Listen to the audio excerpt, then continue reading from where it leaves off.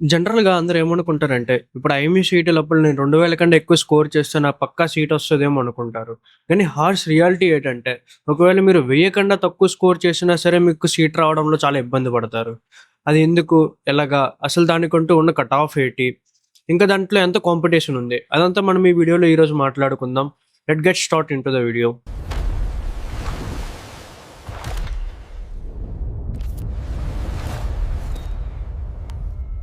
Hi! This is Sai Karthikeyan. BSc nautical science final year cadet.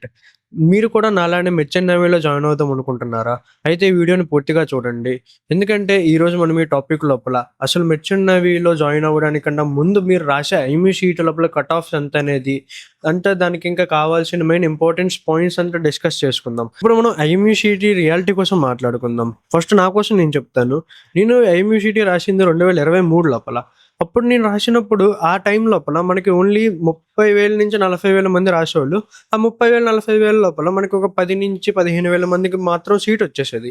కానీ ఇప్పుడు అలా కాదు. మీ దరిద్రం ఎక్కడికెళ్ళి మరి డాన్స్ చేస్తుందో అర్థం కావట్లేదు.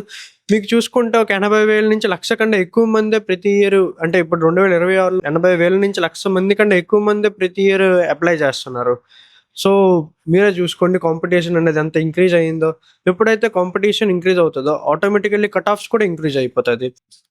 పోనీ ఎంత కట్ ఆఫ్ పెరిగినా సరే ఎంతమంది క్వాలిఫై అవుతారో తెలుసా ప్రతి సంవత్సరం?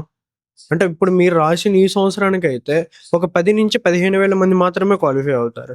ఆ లాస్ట్‌లో ఉన్న 2,000, 3,000 మంది ఎస్సీ అండ్ ఎస్టీ క్యాండిడేట్స్ మాత్రమే గవర్నమెంట్ సీట్ ఇస్తది. మిగిలిన క్యాండిడేట్స్ అందరికీ జనరల్ గాని, ఓబీసీ గాని వీళ్ళందరికీ మీకు మినిమమ్ 12,000 కన్నా తక్కువలో మీకు ర్యాంక్ రావాల్సొస్తది. ఇప్పుడు నేను ఈ 12,000 కన్నా తక్కువలో ర్యాంక్ వచ్చింది నేను సెక్యూర్ అంటే అలా కూడా కాదు. దీని తర్వాత కూడా మీకు ఇంకా చాలా ఇష్యూస్ ఉన్నాయి. అవన్నీ మీకు స్టెప్ బై స్టెప్ చెప్తాను. ఇప్పుడు ఈ కట్ ఆఫ్స్ అనేవి మనకి జనరల్‌గా డిపార్ట్‌మెంట్ అదే కోర్సెస్ వైస్ మనకి డిఫరెంట్‌గా వర్క్ అవుతూ ఉంటాయి. ఇప్పుడు మెయిన్‌లీ మనకి చూసుకుంటే ఐఎంఈసీటీ రాసేదైతే మాత్రం 3 కోర్సులే. ఒకటి బీఎస్సీ, డీఎన్ఎస్, ఇంకా బీఈ మెరైన్ చేద్దాం అనుకునేవాళ్ళు. మెయిన్‌లీ హైయెస్ట్ ప్రిఫరెన్స్ అనేది మనం డీఎన్ఎస్‌కి ఇవ్వాలి. ఎందుకంటే ఇప్పుడు డీఎన్ఎస్ వాళ్ళు ఈ ఇయర్ లోపలే వాళ్ళు కంపెనీ ఇంటర్వ్యూస్‌కి, ఇంకా కంపెనీ ఎగ్జామ్స్‌కి అనేవి అటెండ్ అవుతూ ఉంటారు. ఇప్పుడు వన్స్ మీరు కంపెనీ ఇంటర్వ్యూకి అటెండ్ అవుతున్నప్పుడు వాళ్ళు పక్కాగా అడుగుతారు మీ ఐఎంఈసీటీ ర్యాంక్ ఎంతని. ఇప్పుడు మీరు ఒకవేళ 20,000 లేపోతే 20,000 కాదు. ఒక 10,000-15,000 లోపల వచ్చిందంటే వాళ్ళు జనరల్‌గా మిమ్మల్ని ఎంకరేజ్ అయితే చేయరు స్పాన్సర్‌షిప్ ఇవ్వడానికి. సో, మీరు డీఎన్ఎస్ చేద్దాం అనుకుంటే మీ కట్ ఆఫ్స్ అనేవి ఎంత తక్కువ ఉంటే అంత మంచిది. ఇంకా మీ ర్యాంక్ అనేది మినిమమ్‌గా ఒక 1000-1,500 లోపల వస్తే చాలా బెటరు.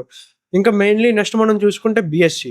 ఈ బీఎస్సీకి చూసుకుంటే డీఎన్ఎస్ కంటే తక్కువేం గాదు. అలాగని చెప్పి బీఈ మెరైన్ చేసే వాళ్ళంత ఎక్కువ కూడా అవసరం లేదు. ఇప్పుడు బీఎస్సీ వాళ్ళకి కొన్ని కంపెనీస్ కొన్ని కొన్ని కాలేజెస్ లోపల కంపెనీస్ ఫ్రీ స్పాన్సర్‌షిప్స్ అనేవి అవైలబుల్‌గా ఉన్నాయి. ఇప్పుడు ఈ ఫ్రీ స్పాన్సర్‌షిప్స్‌ని తెచ్చుకుందాం అనుకున్నోళ్ళకి కూడా సేమ్ డీఎన్ఎస్ వాళ్ళనే అటెండ్ అవ్వాల్సొస్తది. ఒకవేళ మీరు బీఎస్సీ చేస్తూ అర్థం కాలేదు కదా! క్లియర్‌గా ఎక్స్‌ప్లెయిన్ చేస్తాను వినండి. ఇప్పుడు బీఎస్సీ క్యాండిడేట్ కూడా ఎప్పుడైతే బీఎస్సీ అంటే 3 ఇయర్స్ కోర్స్ స్టార్ట్ చేయకముందే కంపెనీకి ఎప్పుడైతే అటెండ్ అవుతుంటాడో, ఆ కంపెనీ వాళ్ళు జనరల్‌గా కొన్ని బేసిక్ క్వెషన్స్ అడుగుతుంటాయి. బేసిక్ క్వెషన్స్‌లో నువ్వు ఎంత పెర్ఫార్మ్ చేసినా సరే నీ ఐఎంయూ ర్యాంక్ అనేది చాలా లీస్ట్‌గా ఉంటే, నిన్ను వాళ్ళు బేసిక్‌గానే నీ నాలెడ్జ్ తక్కువని గాని, లేకపోతే నీ పెర్ఫార్మన్స్ తక్కువని గాని ఇలాగ జడ్జ్ చేస్తూ ఉంటారు.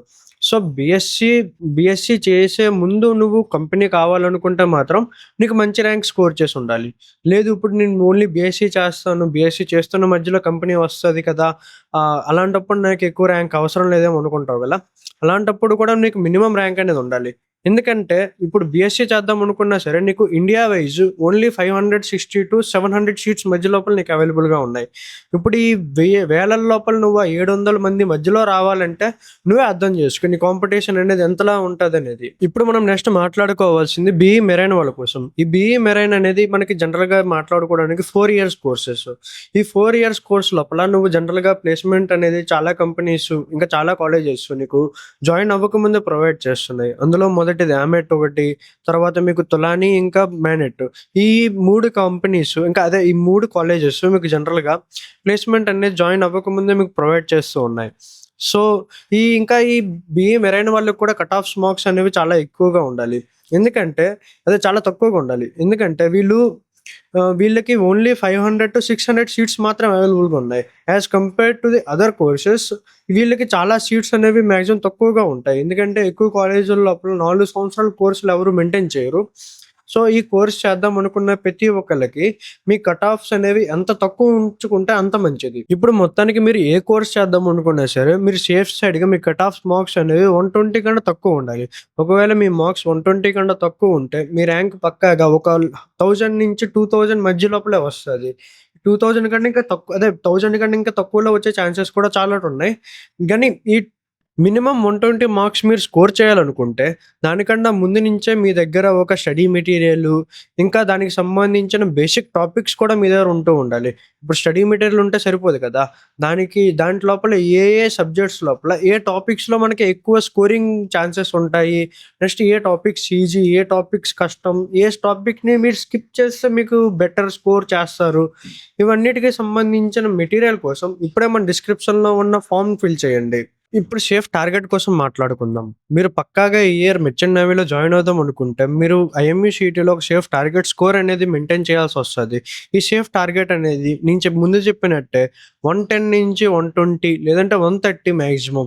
ఇంతకన్నా ఎక్కువ మీకు ర్యాంక్ వచ్చిందంటే, అదే ఇంతకన్నా ఎక్కువ మీరు స్కోర్ చేశారంటే, మీ ర్యాంక్ అనేది 9000 నుంచి 10,000 మధ్యలో, ఇంకా దానికంటే ఎక్కువ పెరిగిపోయే ఛాన్సెస్ కూడా ఉంటాయి. సో, ఇప్పటి నుంచే స్ట్రాటజీగా చదవడం స్టార్ట్ చేయండి. ఇప్పుడు జనరల్‌గా ఒక డౌట్ అందరికీ వస్తుంది.